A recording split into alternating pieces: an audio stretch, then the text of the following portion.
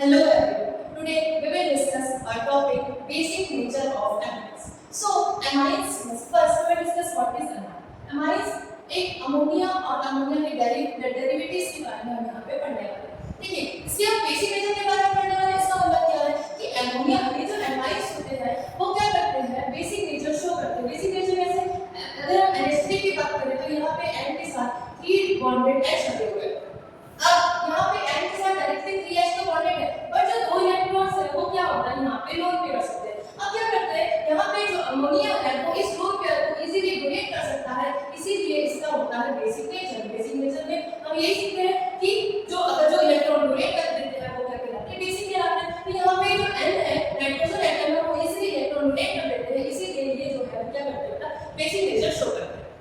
Okay, अब यहाँ पे हम बात करने वाले हैं बेसिक नेचर।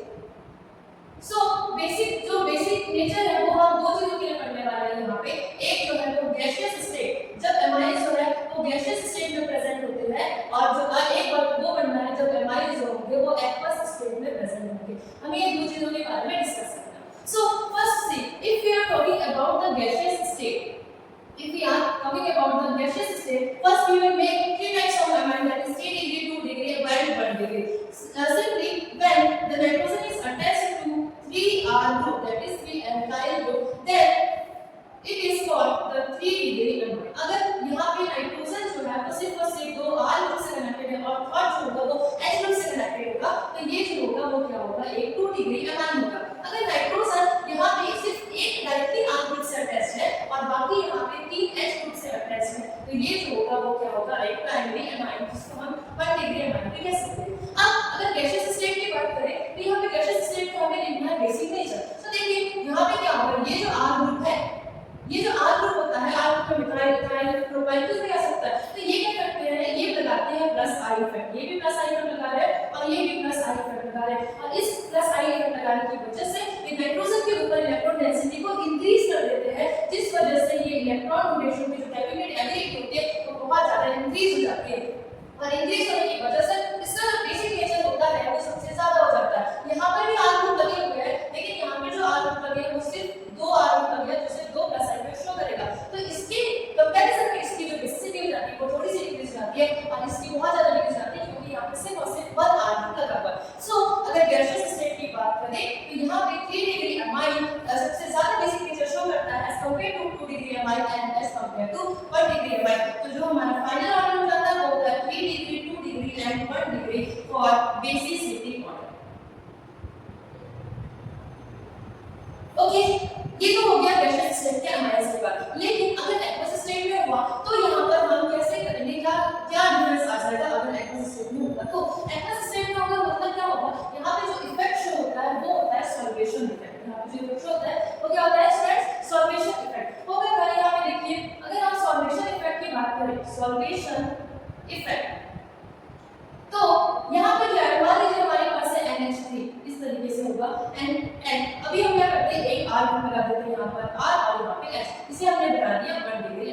ओके, अब क्या होगा, यहाँ पे हम क्या करेंगे, सॉल्यूशन इफेक्ट शो करेंगे, मतलब हमारे पास क्या होगा, H+ होगा। H+ होने की वजह से ये क्या करेंगे, इसके ग्रुप पर यहाँ पे अटैक करेंगे और क्या करेंगे, H को यहाँ से अपसेट कर देंगे, तो इस तरीके से हमारे पास 3H आ गए और यहाँ पे लगा हुआ है हमारा R। अब क्योंकि यहाँ पे ये एक्वस सॉल्यूशन में प्रेजेंट है, तो ये क्या करेगा, हाइड्रोजन बॉन्डिंग कर लेता है किसके साथ में, OH के साथ में, O के साथ में क्या कर लेता है, हाइड्रोजन बॉन्डिंग कर लेता है, तो इस तरीके से यहाँ पे फॉर्मेशन हो जाता है हाइड्रोजन बॉन्डिंग। ओके, अब यहाँ पे देखिए अगर ये 1 डिग्री है तो यहाँ पे 3 हाइड्रोजन बॉन्डिंग का फॉर्मेशन हो रहा है। अगर यहाँ पे ये इस तरीके से 2 डिग्री हुआ, मतलब यहाँ पे R, यहाँ पे R और यहाँ पे H और यहाँ पे लोन पेयर्स, तो अगर यहाँ पे अभी सॉल्वेशन इफेक्ट शो करेंगे तो इस तरीके का मॉलिक्यूल फॉर्म कर लेगा, जहाँ पे इसने अपने लोन पेयर इलेक्ट्रॉन क्या कर दिए, डोनेट कर दिए, तो यहाँ पे R। अब ये जो H है और यहाँ पे एक H आ जाएगा, जिसकी वजह से यहाँ पे आ जाएगा पॉजिटिव चार्ज, यहाँ पे पॉजिटिव आ जाएगा, क्यों, क्योंकि एक यहाँ पे इलेक्ट्रॉन डोनेट किया उसके ऊपर आ गया पॉजिटिव चार्ज। तो यहाँ पे अब जो हाइड्रोजन बॉन्डिंग होगी वो हाइड्रोजन बॉन्डिंग होगी सिर्फ और सिर्फ 2। तो इसके कंपैरिजन में फर्स्ट वाले मॉलिक्यूल में 3 हाइड्रोजन बॉन्डिंग हुई है और सेकंड मॉलिक्यूल में 2 हाइड्रोजन बॉन्डिंग हुई है। वैसे अगर हम इसके बाद 3 डिग्री अमाइन बनाए, यहाँ पर 3 डिग्री इस तरीके से, तो देखिए यहाँ पे जब सॉल्वेशन इफेक्ट आएगा तो यहाँ पे इस तरीके से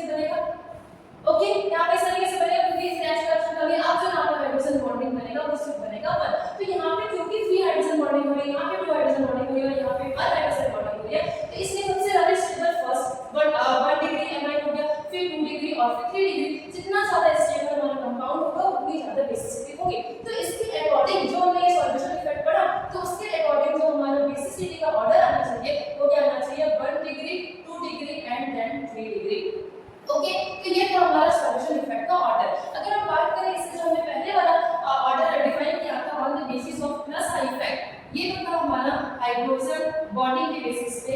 इससे पहले वाला जो था वो क्या था, प्लस आई इफेक्ट के बेसिस पे। तो प्लस आई के इफेक्ट के बेसिस पे देखें तो हमारा जो ऑर्डर आया था वो क्या आया था, 3 डिग्री, 2 डिग्री एंड 1 डिग्री, ऐसा था। अगर हम बेसिसिटी ऑर्डर ही देखिए on the basis of steric effect, इस स्टेरिक इफेक्ट के बेसिस पे जो बेसिसिटी ऑर्डर होगा वो क्या होगा, तो ऑब्वियसली जो 3 डिग्री एमाइन होगा वो ज्यादा स्टेरिक इंटेंसिटी है as compare to 2 degree amine and as compare to 1 degree amine. तो इसीलिए स्टेरिक इफेक्ट के ऑर्डर पे जो बेसिसिटी का ऑर्डर आएगा क्या आएगा, वो 1 degree and then 2 degree and then 3 degree. क्यों, क्योंकि जितना ज्यादा स्टेरिक इंटेंस होगा वो इलेक्ट्रॉन को इजीली डोनेट वहां से नहीं कर पाएगा, तो इसीलिए यहाँ पे इस तरीके का ऑर्डर आएगा।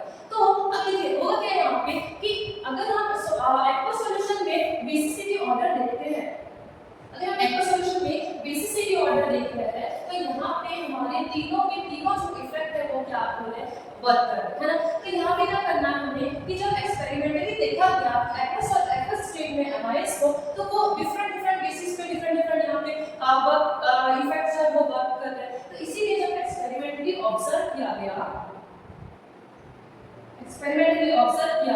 तो यहाँ पे लिखा गया कि अगर एक्वस स्टेट में अगर R ग्रुप जो होगा वो CH3 होगा, तो यहाँ पे जो बेसिसिटी का ऑर्डर होगा वो होगा 2 degree, 1 degree and then 3 degree. अगर हमारे पास R जो होगा वो C2H5 that is ethyl group होगा, तो यहाँ पे जो बेसिसिटी का ऑर्डर आएगा स्टूडेंट्स वो होगा 2 degree, 3 degree and 1 degree. Okay, तो इतना हमें ये याद रखना है।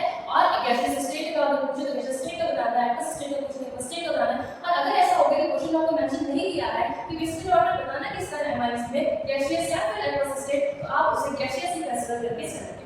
ओके,